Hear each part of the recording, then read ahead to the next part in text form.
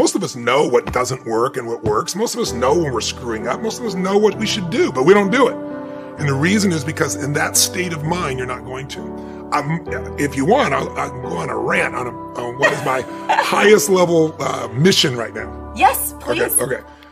So for decades, my obsession has been, what makes the difference in people, right? Why do some people, you give them everything, love, joy, tremendous education, economic well-being, and they end up going in and out of rehab all day long? How many actors, actresses, wealthy people have you seen do this? It's sad.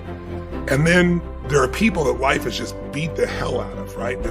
People have gone through physical abuse, sexual abuse, emotional, spiritual abuse. And many of those people, rather than being broken, become so hungry, so driven, because they don't want anybody else to experience that. I'm an example of that they become masterful in things, right?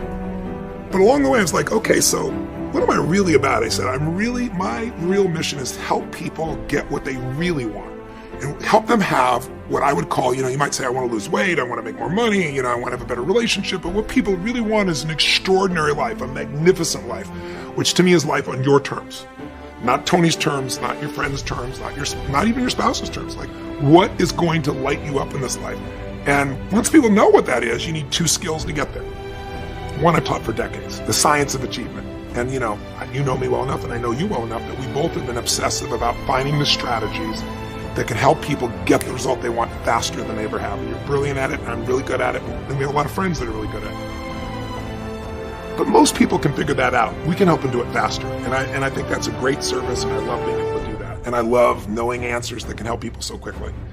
But it's a science to achieve, meaning if you look around and I wrote a book, I think about a year ago.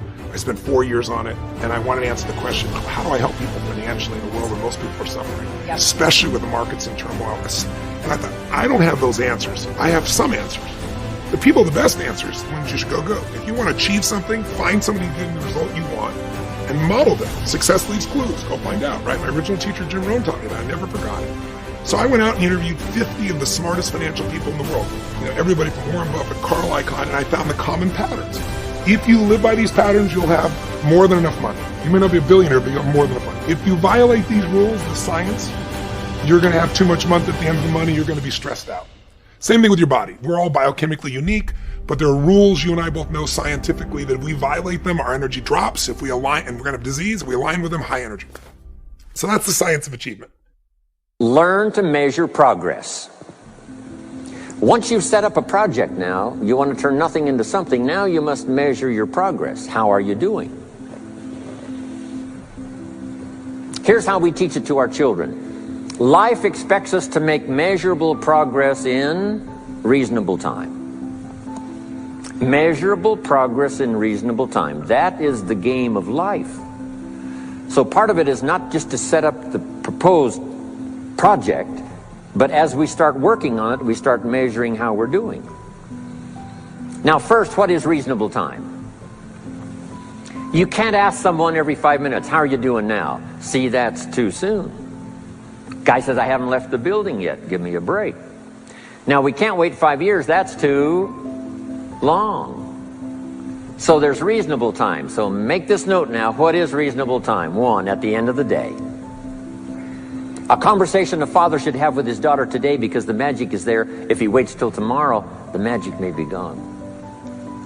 Today. Next is a week. Make that note. Usually, we get paid by the week. Somebody adds up our value to the marketplace, out comes the check.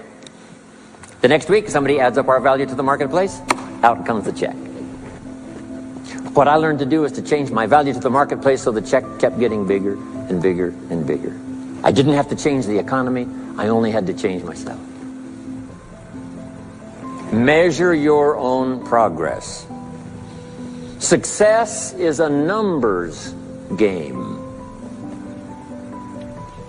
We demanded of our children, how many years do you want your child to spend in 4th grade? Approximately.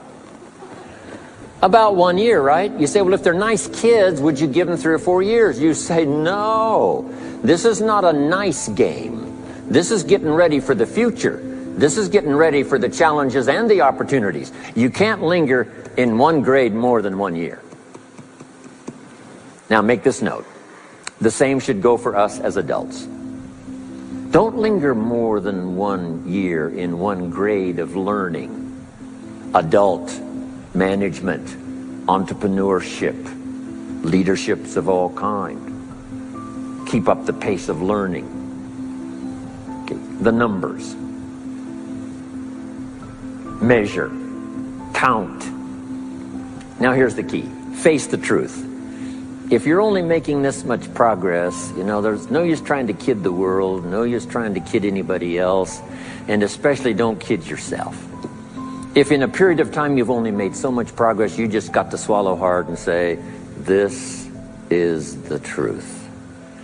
I've got to face it. Now, what could I do to start increasing my progress and make my health better, make my income better, make my investments better, make my value to the marketplace much better, get busy learning the second skill and the third skill and the next language and the next language to increase my value. I got to get busy and do that. See if you will do that. I promise you, one of the greatest motivating factors in the world is progress. And if you'll measure it, you'll get excited.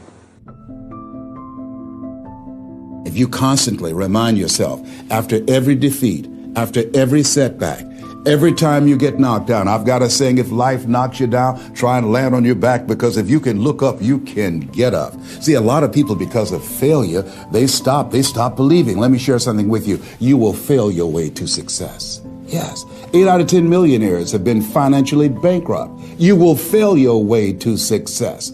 It doesn't matter how many times you fail. It doesn't matter how many times people tell you that you can't do it. It doesn't matter if you don't have a dime in the bank. You will fail your way to success. First day I went to school, I was in a classroom. By the time I was, 6 years old, didn't go to school until I was 6 years old because I was living with my grandmother at that time. Sure. But she had taught me how to read the Bible stories.